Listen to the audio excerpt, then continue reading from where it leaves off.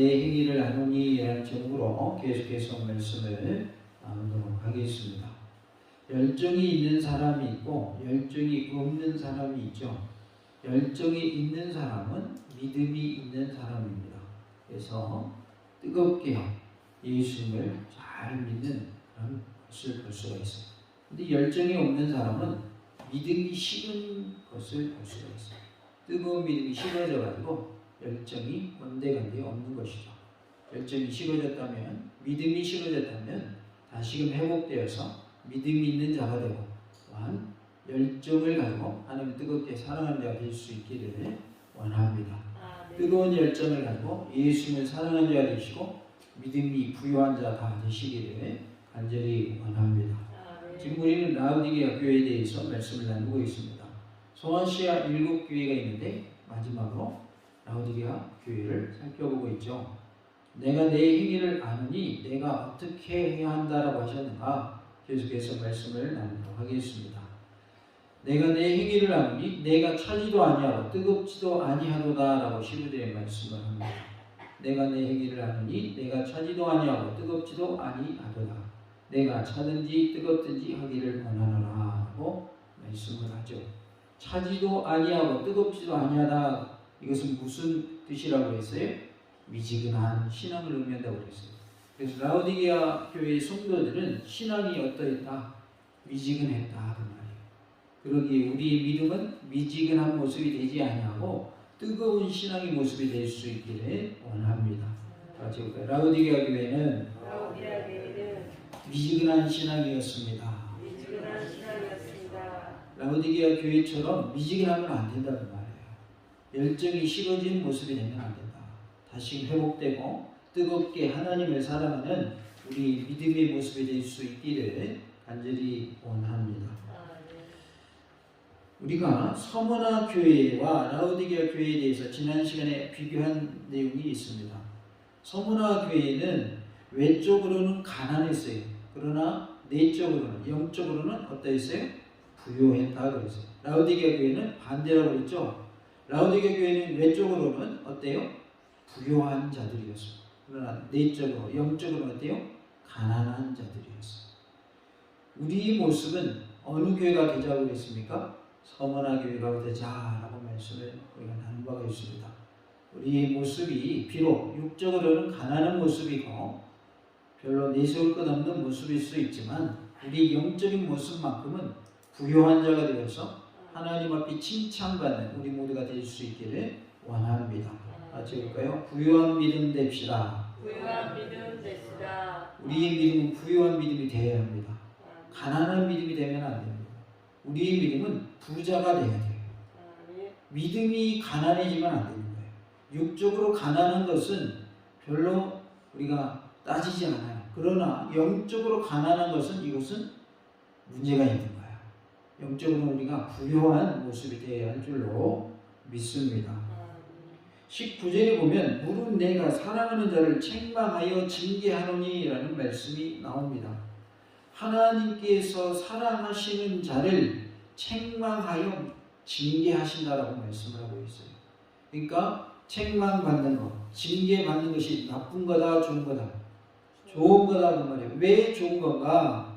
하나님이 나를 사랑하시기 때문에 책망하시는 것이고 하나님이 나를 사랑하시기 때문에 나를 징계하시는 것이기 때문에 책망과 징계는 좋은 것이다 그 말이에요. 책망받는 자체, 징계받는 자체가 좋다는 뜻이 아니라 그만큼 우리가 하나님의 사랑을 받으니까 책망도 받고 징계를 받는다. 그런 의미에서 좋다는 얘기예요. 이왕이면 뭐 안 받으면 좋아요? 책망 안 받으면 좋죠. 이왕이면 징계 안 받는 게 좋은 겁니다. 그런데 우리가 연약해서 넘어지고 죄를 지을 때 하나님이 우리를 책망하시고 징계하신다는 말이에요. 그 이유는 우리를 어떠하기 때문에 우리를 사랑하시기 때문에 책망하시고 징계하신다 그 말이에요.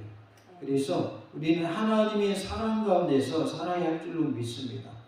죄 짓고 하나님 떠나도 하나님이 책망도 안 하시고 하나님께서 징계도 안 하신다. 그건 하나님이 나를 뭐하지 않으시는 거예요? 사랑하지 않으시는 거예요. 그건 좋은 거예요, 나쁜 거예요? 그건 나쁜 거예요. 죄 짓는 자체도 나쁜 거지만 죄 지어도 하나님이 내버려 두신다. 마음껏 죄 짓다가 지옥 가도록 하나님이 놔두신다. 그건 좋은 게 아닌 거예요. 하나님 나라를 안 사랑하신다는 모습, 증거인 것이죠. 그렇기 때문에 우리는 하나님이 나를 책망하시고 하나님 나를 징계하신다. 기뻐하시기 바랍니다. 책망받고 징계받을 때에 좋을까요? 내가 많이 힘들까요? 힘들어요. 인간관계에 있어서도 내가 잘못해가지고 다른 사람으로부터 책망받으면 기분이 너무 좋아요. 너무 힘들어요. 너무 힘들잖아요. 똑같은 거예요. 내가 잘못해서 하나님께 책망받으면 힘든 거예요. 그러나 그것이 하나님의 사랑으로부터 시작된 것이기 때문에 기뻐하라 그 말이에요. 왜요? 책망받으면 내가 돌이킬 수 있는 기회가 있는 거잖아요. 그런 책망 자체가 없다. 하나님의 징계 자체가 없다라고 하는 것은 돌이킬 기회가 있는 거예요, 없는 거예요? 없는 거예요. 돌이키지 않아도 된다는 뜻인 거예요. 책망이 없다는 거. 그리고 징계가 없다는 것은 넌 돌이키지 않아도 돼. 그 말은 무슨 말이에요? 너는 멸망의 자녀야. 너는 지옥에 떨어질 자야. 그러니까 너 마음대로 하고 싶은 대로 살아. 그런 뜻이야. 그래서 우리는 하나님이 나를 책망하시고 하나님 나를 징계하실 때에 하나님 감사합니다. 제가 잘못된 길로 가려 했는데 하나님이 깨닫게 하시고 돌이키게 하시니 기회 주시니 감사합니다 하면서 하나님께 감사할 수 있는 우리의 믿음이 되기를 원합니다. 믿음이 없다면 하나님이 책망하시고 징계하실 때 어떻게 반응하겠어요? 하나님이 나를 책망하셔? 하나님이 나를 징계하셔? 내가 하나님 믿나 봐요. 그리고 하나님 떠나겠죠. 그 믿음 없는 자의 모습인 거예요. 믿음 없는 자는 그렇게 반응할 수밖에 없어요. 그러나 조금이라도 믿음이 있는 자는 회개하고 돌이킬 수밖에 없는 거예요.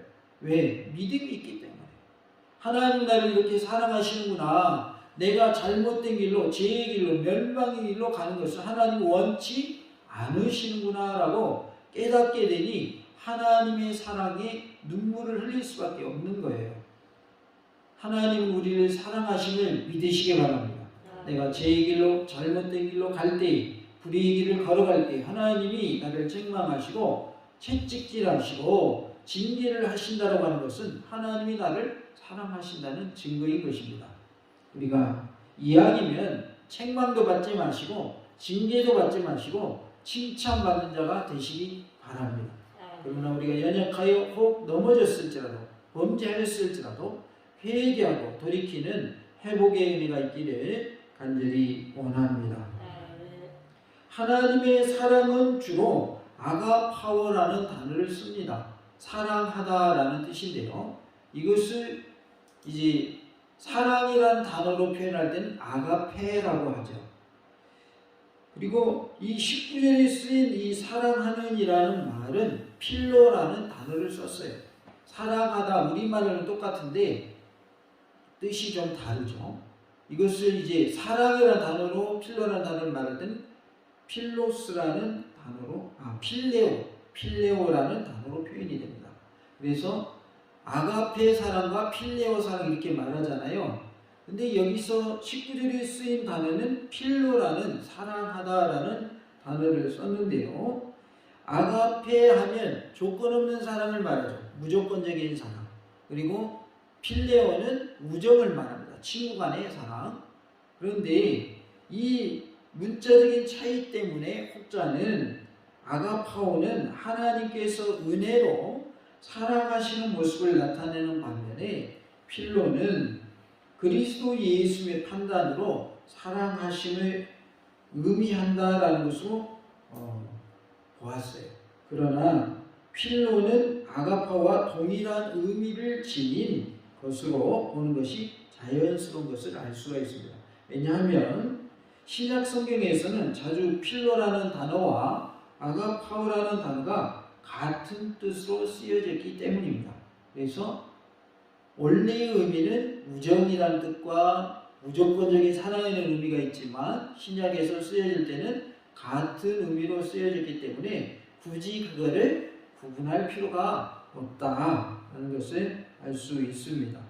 한편 책망이라는 말은 원래 낮춤이라는 의미인데 말로서 교훈하고 다스리는 것을 말하고 있어요. 그러니까 말로 하는 그것을 뭐라고 말하는 거예요? 책망이라고 말하고, 징계는 책망이 구체적인 형태로 나타나는 것을 징계라고 말합니다. 그러니까 말로 책망했죠. 잘못했어. 이러면 안 되는 건데 왜 그랬어? 이렇게 말로 하는 건 책망이라면, 자 이제 잘못했으니까 벌 받아야지.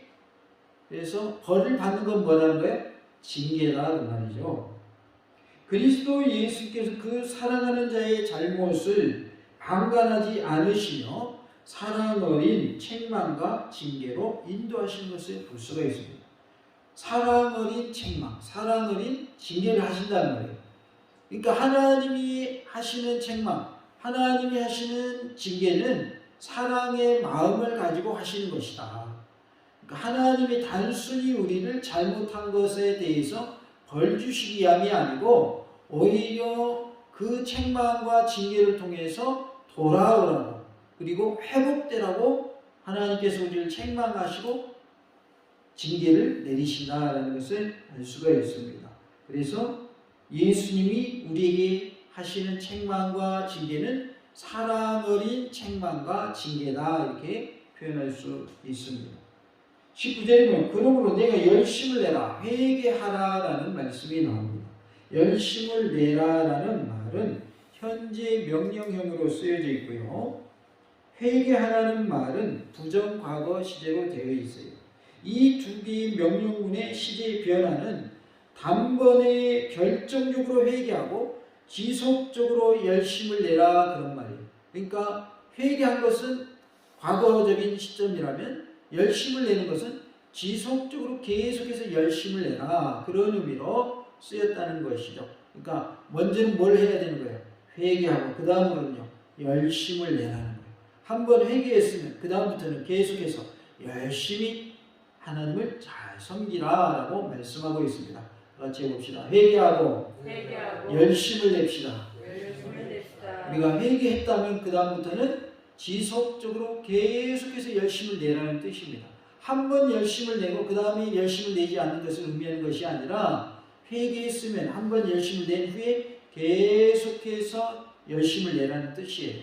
그러니까 우리의 믿음은 계속 뜨거워야 된다는 뜻이에요. 뜨거웠다가 식었다가 뜨거웠다가 식었다가 그러라는 뜻이에요. 계속 뜨거우라는 뜻이에요. 끝까지 우리의 신앙은 뜨거운 신앙이 되고 열심 있는 신앙이 될 수 있기를 원합니다. 그러니까 열심 있는 신앙이 됩시다. 이 열심이 어떻게 돼야 돼요? 잠깐 반짝이 아니라 계속 지속돼야 된다. 그 열심이 유지돼야 된다는 거예요. 그러니까 우리 신앙은 막 냄비처럼 갑자기 뜨거웠다가 팍 식어버리는 그런 신앙이 되면 안 되는 거예요. 우리 신앙은 무쇠석처럼 계속해서 뜨거움이 유지되는 그러한 모습이 되어야 할 줄로 믿습니다. 신앙생활을 함에 있어서 나이가 문제가 된다고 했어요? 문제가 안 된다고 했어요? 나이는 문제가 되지를 않습니다. 나이 들어서 몸이 여러 가지 병이 생기고 힘도 약해졌다고 해서 열심도 똑같이 식어지는 게 아니에요.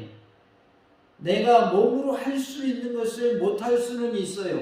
그러나 우리가 할 수 있는 더 열심히 예배 참석하고 더 열심히 내어 기도하고 더 열심히 내어 성경 보고 더 열심히 내어 우리가 찬송하고 이러한 일들은 할 수 있는 부분이에요. 그래서 우리가 몸으로 봉사하는 것 그거 못한다고 해서 열심히 낼 수 없는 게 아니라 오히려 더 뜨겁게 하나님 사랑할 수 있음을 기억하시기 바랍니다. 어떤 분은 코로나 확진돼가지고 그 기간 동안 성경을 많이 읽었대요. 왜요? 일하러 안 가도 되잖아요. 직장에 코로나가 확진돼가지고 오면 오래 오지 말래요. 오지 말라고 그래요. 오히려 오면 뭐라고 그래요. 왜? 다른 사람한테 전염되니까, 감염되니까. 그러니까 그 기간을 성경 읽는 기회로 삼았다는 거예요. 그래서 열심히 성경 읽었다는 거예요. 우리가 이러한 열심히 있어야 되는 거예요. 열심히 있어야 돼요. 말씀이 읽는 기회로 삼아야 되는데 그냥 놀고 먹는 기회로 삼으면 의미가 있어요, 없어요? 의미가 없죠. 직장 다니다 보면 성경 읽을 시간이 없었을 거 아니에요. 근데 그 기간에 성경을 많이 읽었다는 거예요. 시간을 잘 활용한 거죠. 우리가 하나님을 만나는 것을 어떻게 하면 더 많이 만날까? 어떻게 하면 하나님 말씀 많이 접할까? 어떻게 하면 하나님 말씀을 읽을까? 어떻게 하면 하나님 말씀을 많이 쓸까? 이것을 우리가 집중하고 거기에 관심을 가져야 돼요. 어떻게 하면 내가 예배 안 빠지고 예배 생활을 잘할까? 어떻게 하면 내가 기도 더 많이 하고 내 기도를 통해서 우리 자녀들이 복 받고 후손들이 복 받을까? 여기에 관심을 두셔야 돼요. 우리가 하나님을 섬기는 일에 관심을 갖기를 원합니다. 같이 봅시다. 하나님을 섬기는 일에 관심을 가집시다. 하나님 섬기는 일에 관심을 많이 가지시기 바랍니다. 우리가 더 열심히 하나님을 잘 섬길 수 있기를 원합니다. 나는 나이 들었어요. 아니에요. 나이 들어서 하나님 더 잘 섬길 수 있어요. 더 많이 기도할 수 있어요. 더 많이 예배 드릴 수 있어요. 젊을 때처럼 나가서 일은 못한다고 해도 우리 하나님 더 잘 섬길 수 있는 거예요. 우리가 정말 힘이 없어가지고 교회에 나올 힘도 없고 또 누워 있어야 되고 그런 날이 오기 전에는 우리가 얼마든지 열심을 내서 하나님을 잘 섬길 수 있는 거예요. 나중에 누워 있으면 오라고 해도 올 수가 없고 오고 싶어도 못 오는 거예요. 그러나 그러기 전이라면 우리는 얼마든지 뜨겁게 하나님을 사랑할 수 있고 열심을 내서 하나님을 잘 섬길 수가 있어요. 그러니까 핑계 대지 마시기 바랍니다. 뭐 대지 말자고요? 핑계 대지 마시기 바랍니다. 무덤에는 뭐 없는 무덤 없대요? 핑계 없는 무덤 없대죠? 다 핑계 대려면 핑계거리가 다 있는 거예요. 비 오는 날은 신발 장사가 신발 잘 안 팔려요. 쨍쨍 맑은 날에는요 우산이 잘 안 팔려요. 그래서 다 핑계 댄단 말이에요. 오늘은 내가 우산 팔아야 되는데 날씨가 쨍쨍 맑다고. 그럼 어느 날 많이 팔면 돼요? 비 오는 날 많이 팔면 되는 거예요. 비 오는 날 많이 판 거는 말 안 하고 날씨가 쨍쨍 이렇게 맑아가지고 지금 못 팔고 있다고 그 얘기 하면은 다 핑계거리가 있는 거죠. 핑계 없는 사람 있겠어요 없겠어요? 없다는 말이에요. 하나님의 섬김에 있어서 얼마든지 우리가 핑계 대려면 핑계거리가 있는 거예요. 그러니까 핑계 대지 마시고 어떻게 하면 내가 하나님을 더 잘 섬길 수 있을까? 어떻게 하면 하나님을 더 기쁘시게 할 수 있을까? 어떻게 하면 하나님의 말씀을 더 가까이 할 수 있고 어떻게 하면 주님과 긴밀한 관계를 유지할 수 있을까? 여기에 관심을 가지시기 바랍니다. 어떤 젊은이들처럼 어떻게 하면 돈을 많이 벌까? 주식 투자하고 뭐 코인에 투자하고 다 이거 좋은 게 아닙니다. 이거 돈 벌고 싶으면 돈 벌고 싶으면 그냥 단순하게 그냥 은행에다 이금하고 적금하고 이렇게 하면 됩니다. 굳이 그냥 다른 방법을 통해서 하려고 하지 말고요. 또 어떤 방법을 써요 사람들이? 복권 사죠 복권. 복권 사가지고 막 1등 하려고. 그거 좋은 방법 아니에요. 하나님 원하시는 방법 아니에요. 일한 만큼 땀 흘린 만큼 거두어 드리는 거 하나님 원하셔요. 그걸 하나님 기뻐하시는 것이지 하루아침에 부자 되는 거 하나님 별로 좋아하시지 않아요. 그리고 그런 일이 많아요 적어요? 극히 드뭅니다. 극히 드물어요. 바닷가 모래사장에서 바늘 잃어버려가지고 그 잃어버린 바늘 찾는 거랑 비슷한 거예요. 확률이 그 정도예요. 근데 그거 가지고 사람들이 거기에 희망을 걸고 말이죠. 어떻게 하면 돈 벌까 이런다는 말이에요. 거기에 관심 갖지 말라는 말이에요. 어떻게 하면 하나님을 더 잘 섬길 것인가 여기에 관심을 가지시기 바랍니다. 어떻게 하면 내 가정의 복음화가 이루어질까? 어떻게 하면 내 가족, 내 자녀들, 내 후손들이 천국 갈까? 여기에 관심을 가지세요. 그리고 그것을 위해서 힘써 기도하시고 기도하여 응답받으시는 놀라운 은혜가 있기를 원합니다. 같이 봅시다. 기도하여 응답받읍시다. 응답받는 은혜가 있기를 원합니다.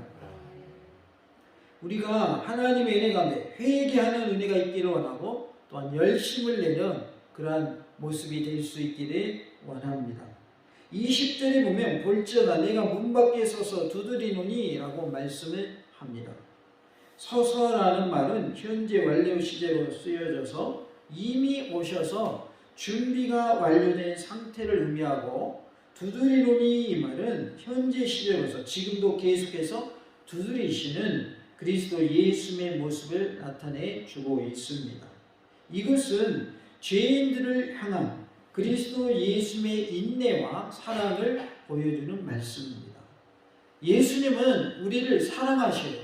예수님은 우리를 기다려주신다는 말이에요. 지금도 우리를 향하여 뭐하고 계셔요? 예수님 문을 두드리고 계십니다. 이 문은 무슨 문을 말할까요? 마음의 문을 말하고 있습니다. 예수님이 이미 오신 분이시죠? 또 다시 오실 예수님이시고, 근데 그 예수님께서 지금도 뭐하고 계시다고요? 문을 두드리고 계십니다. 똑똑하고 우리의 마음의 문을 예수님이 두드리고 계십니다. 그러기에 우리는 뭘 열어야 돼요? 마음의 문을 활짝 열어야 할 줄로 믿습니다. 복음서인데 문을 열어요 활짝 형제 마음의 문을, 그 찬양이 있거든요. 우리 마음을 활짝 열어야 돼요. 마음의 문을 활짝 여시고 예수 영접하는 은혜가 있기를 간절히 원합니다. 죄인들을 기다리고 계시고 또한 사랑하시는 예수의 모습을 볼 수 있습니다. 불신앙 가운데 있는 자들에게 예수를 초청하고 계시며 또한 약속하고 계십니다. 너희들이 문을 열어라. 내가 너희들의 마음의 문을 두드리고 있단다. 너희들을 내가 초청한다. 내가 두 팔 벌리고 너희들을 환영한다. 그러니 오기만 해라. 마음의 문을 열기만 해라 라고 하고 계시고, 마음의 문을 열면 내가 너희와 함께 하겠다. 내가 너희와 함께 먹겠다 라는 표현을 쓰시죠. 그래서 약속의 말씀을 주고 계십니다. 문은 라오디게아 교인들의 마음을 의미합니다. 19절에서 현재 회개하고 열심을 내라고 권면하셨기 때문에 20절의 문은 현재 그리스도 예수를 영접하고 교제를 나누어야 하는 라오디게아 교회 성도들의 마음을 의미하고 있습니다. 그래서 지금 예수를 영접해야 되는 거예요. 나중에 영접하겠다 그게 아니라 언제요? 지금 현재 예수를 영접해야 돼요. 현재 우리는 예수를 영접하고 현재 예수님과의 교제가 이루어져야 돼요. 나중에 하죠. 그거는 아무도 장담 못해요. 지금 예수를 만나시기 바라고 지금 예수님과의 교제가 이루어지는 그러한 은혜가 있기를 원합니다.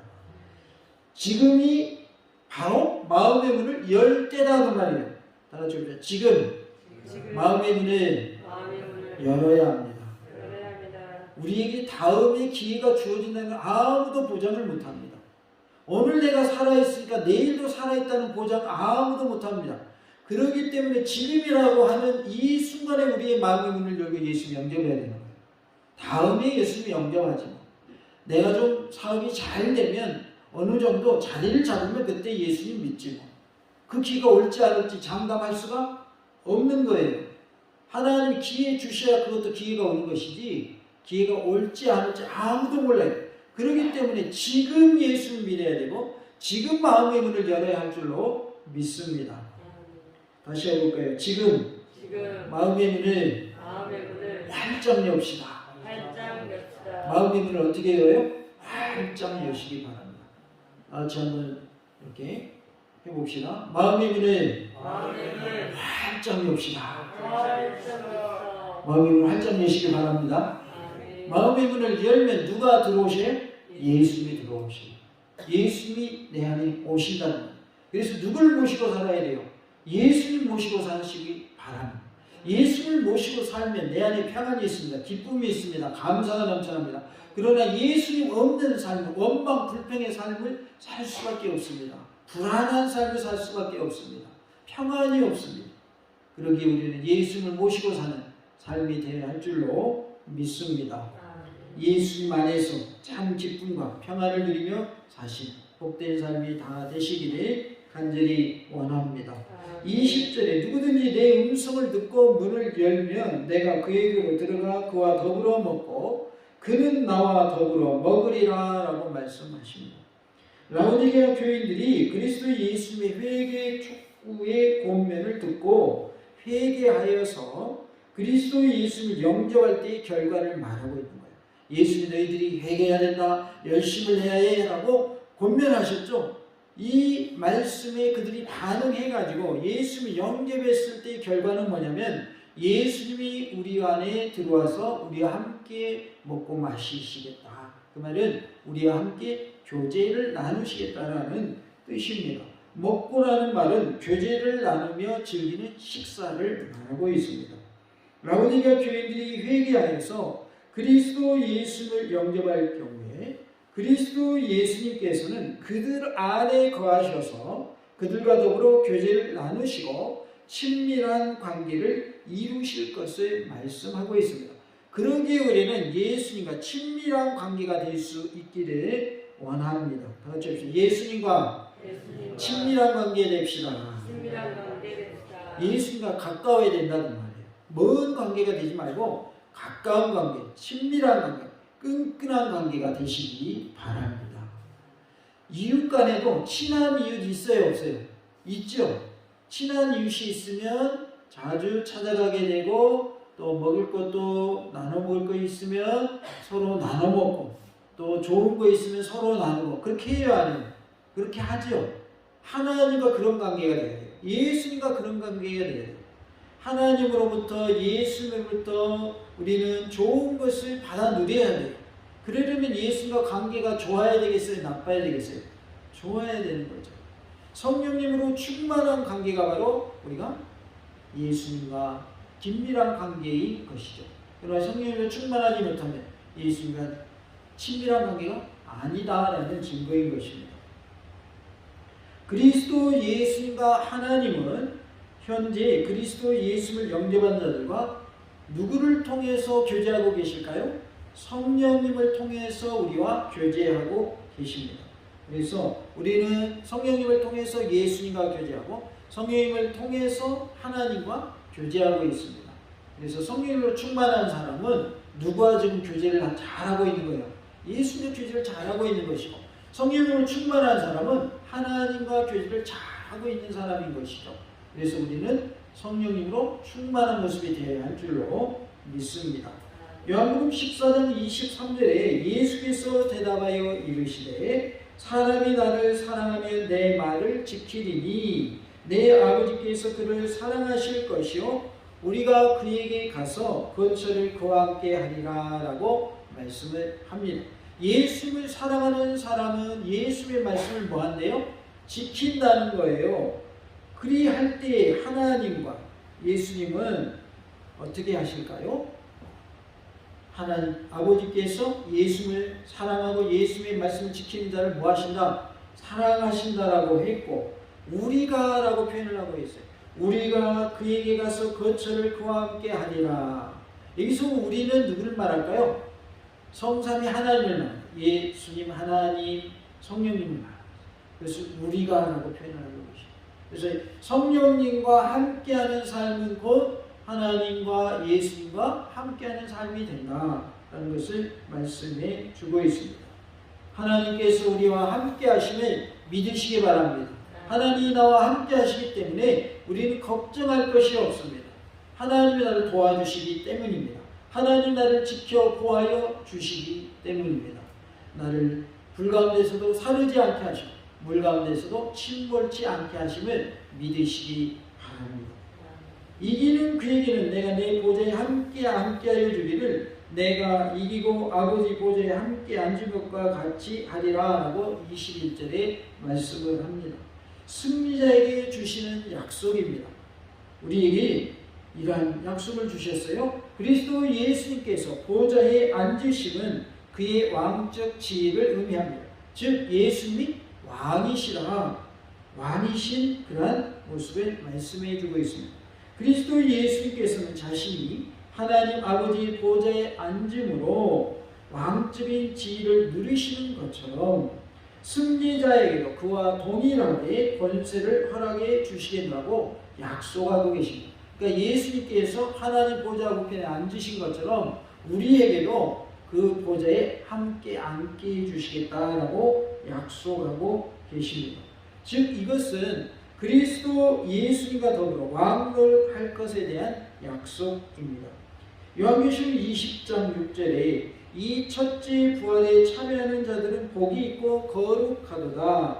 둘째 사망이 그들을 다스리는 권세가 없고 도리어 그들이 하나님과 그리스도의 제사장이 되어 1000년 동안 그리스도와 더불어 왕 노릇하리라.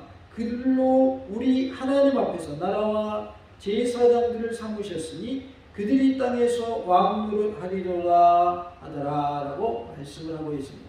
그래서 우리가 무슨 노릇하게 해주시겠대요? 왕 노릇하게 해주시만 약속하고 계십니다.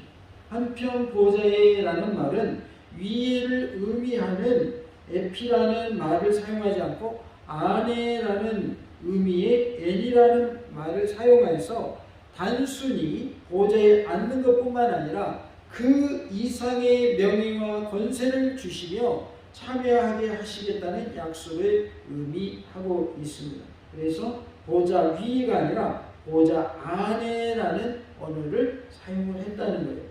그래서 단순히 보좌에 앉아 있는 것뿐만 아니라 그 이상의 명예와 권세를 주시겠다는 약속인 것입니다. 이렇게 그리스도 예수의 권면에 받아들이고 회개하여 그리스도 예수님과 교제를 나누는 라오디게아 교인들은 그리스도 예수님과 더불어 왕적인 통치를 공유하게 되는 것이죠. 그러니까 라오디게아 성도들이 미지근했지만은 그들이 회개하고 열심을 낼 때에는 하나님께서 그들과 함께 하시고 예수님께서 그들과 함께 하시고 그들로 하여금 왕노릇 하게 하시겠다라고 하는 약속을 주고 계시는 거죠.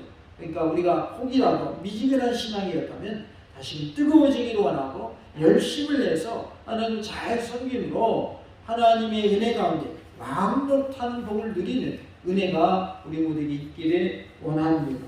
우리도 예수님과 더불어서 왕적인 통치를 하는 은혜가 있어야 할 줄로 믿습니다. 다 같이 해볼까요? 우리도 예수님과 더불어 왕적인 통치를 하는 은혜를 입읍시다. 우리 모두가 하나님의 은혜 가운데 왕으로서의 그러한 지위를 누린 우리 모두가 될 수 있기를 간절히 원합니다. 차지도 아니하고 뜨겁지도 아니한 라오디게아 성도들의 모습과 같이 되지 마시고 뜨겁게 하나님을 사랑하며 열정을 가지고 하나님을 사랑하고 하나님의 은혜 가운데 예배 생활도 잘 하시기 바라고 기도 생활도 잘 하시기 바라고 또 찬송 생활도 뜨겁게 하시고 또 할 수만 있다면 봉사 생활도 잘 하셔서 하나님께 칭찬받고 하나님이 주신 상급 받아 누리며 저 천국에서 왕권을 누리는 우리가 있기를 간절히 원합니다. 할렐루야.